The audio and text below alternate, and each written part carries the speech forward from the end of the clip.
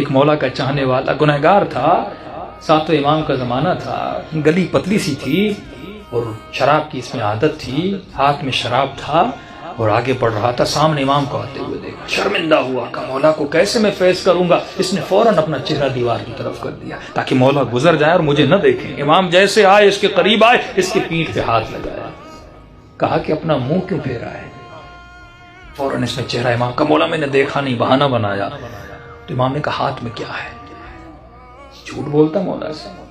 جس نے کہا کیسے بتاؤں ہاتھ میں شراب؟ اس نے جھوٹ بولا کہ مولا میرے ہاتھ میں شراب ہے، میرے ہاتھ میں دودھ ہے۔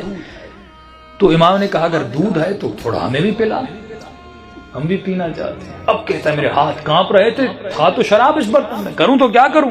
کہتا جیسے میں نے اس برتن سے اس شراب کو اتارا تو وہ دودھ میں بدل گیا۔ امام نے ایک جملہ کہہ کے اور آگے ہو کر گزر گئے، فرمایا تو میرا چاہنے والا ہے، ایسا رہو جیسا ہمیں پسند ہے۔